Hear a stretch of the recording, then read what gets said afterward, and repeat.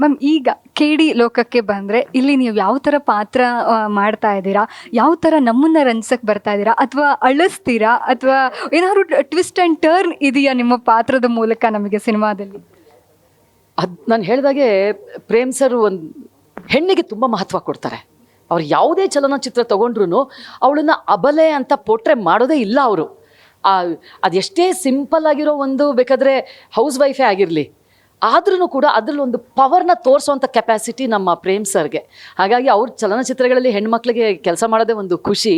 So ಅದೇ ರೀತಿಯಾಗಿ ನನಗೂ ಒಂದು ಅತ್ಯುತ್ತಮವಾದ ಪಾತ್ರವನ್ನು ಕೊಟ್ಟಿದ್ದಾರೆ. ತುಂಬ ಎಲಾಬ್ರೇಟ್ ದೊಡ್ಡದು ಅಲ್ಲದಿದ್ರೂ ಸಹ ಬರೋವಂಥದ್ರಲ್ಲಿ ಒಂದು ಏನು ಹೇಳಕ್ಕೆ ಹೊರಟಿದ್ದಾಳೆ ಆ ಹೆಣ್ಣು ಅನ್ನೋದನ್ನು ತುಂಬ ಮಹತ್ವಪೂರ್ಣವಾಗಿ ತೋರಿಸಿದ್ದಾರೆ. ತುಂಬ ಪ್ರಾಮುಖ್ಯತೆ ಇದೆ. ಅಳಿಸೋದು ನಗಿಸೋದು ಅನ್ನೋದಕ್ಕಿಂತ ಹೆಣ್ಣು ಅನ್ನೋದೇ ಒಂದು ಎಂಥ ಎಲ್ಲ ಸಂದರ್ಭದಲ್ಲೂ ಏನು ಒಂದು ಸ್ಟೆಬಿಲಿಟಿ ಇರುತ್ತೆ ನೋಡಿ ಹೆಣ್ಣಿಗೆ, ಅದರ ಮಹತ್ವವನ್ನು ತೋರಿಸಿದ್ದಾರೆ ನಮ್ಮ ಪ್ರೇಮ್ ಸರ್ ಅವರು. ಮ್ಯಾಮ್, ಕೇಡಿ ಲೋಕದಲ್ಲಿ ಬಹುದೊಡ್ಡ ತಾರಾಗಣ ಇದೆ. ಎಲ್ಲವೂ ನಮ್ಮ ಲೆಜೆಂಡ್ರಿ ಆ್ಯಕ್ಟರ್ಸ್ ಇದ್ದಾರೆ. ಸೊ ಅವ್ರನ್ನೆಲ್ಲರನ್ನೂ ಒಂದು ಕಡೆ ಒಟ್ಟುಗೂಡಿಸಿ ಪ್ರೇಮ್ ಸರ್ ಸಿನಿಮಾ ಮಾಡಿದ್ದಾರೆ. ಸೊ ಇದು ಹೇಗೆ ಅನಿಸುತ್ತೆ ಮ್ಯಾಮ್? ಅದ್ಭುತ ಅನಿಸುತ್ತೆ. ನಾನು ಹೇಳಿದ್ನಲ್ಲ, ಈ ಚಲನಚಿತ್ರದಲ್ಲಿ ಯಾರ್ಯಾರು ಪಾತ್ರವನ್ನು ನಿಭಾಯಿಸಿದಾರೋ ಎಲ್ಲರೂ ಹೆಮ್ಮೆ ಪಡುವಂತಹ ಚಲನಚಿತ್ರ ಇದು. ನಮ್ಮ ಶಿಲ್ಪಾ ಶೆಟ್ಟಿಯವರು, ಸಂಜಯ್ ದತ್ ಅವರು ಎಲ್ಲರೂ ಕೂಡ ಇದ್ದಾರೆ. ಅದರಲ್ಲಿ ನಾನು ಒಂದು ಪಾತ್ರವನ್ನು ನಿಭಾಯಿಸಿದ್ದೀನಿ ಅಂತ ತುಂಬ ಹೆಮ್ಮೆಯಿಂದ ಹೇಳ್ಕೊಳ್ತೀನಿ.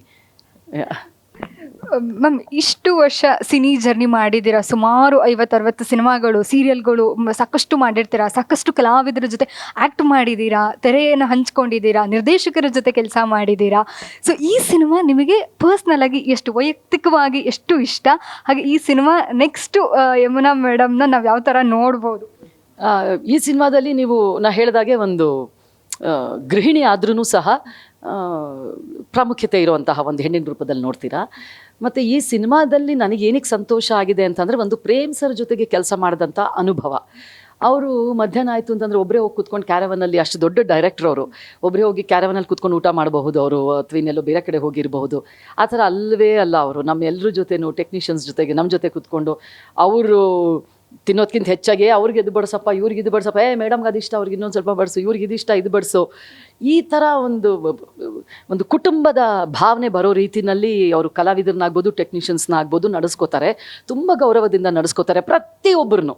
ಈಗ ಒಂದು ಸೆಟ್ಟಲ್ಲಿ 300 ಜನ ಇದ್ದಾರೆ ಅಂತಂದರೆ 300 ಜನರನ್ನು ಸಮಾನವಾಗಿ ನಡೆಸ್ಕೊಳ್ಳುವಂತಹ, ನನಗೊಂದು ಪ್ರೇಮ್ ಸರ್ ಅಂತಂದರೆ ಒಂದು ದೊಡ್ಡ ಅಭಿಮಾನಿ ಅಂತಲೇ ಹೇಳಬೇಕು. ಅವರು ಕೆಲಸ ಮಾಡೋ ರೀತಿ ಆಗ್ಬೋದು, ಅವರ ವ್ಯಕ್ತಿತ್ವ ಆಗಬಹುದು, ಅವರ ಮಾನವೀಯ ಗುಣಗಳಾಗಬಹುದು, ಪ್ರತಿಯೊಂದನ್ನು ತೊಗೊಂಡ್ರು ಅವ್ರಿಗಿರುವಂತಹ ಒಂದು ಪ್ರತಿಭೆ ಇರಬಹುದು, ಎಲ್ಲದನ್ನು ತಗೊಂಡಾಗ ಪ್ರೇಮ್ ಸರ್ ಅಂತಂದರೆ ನಾನು ಅವರ ದೊಡ್ಡ ಅಭಿಮಾನಿ.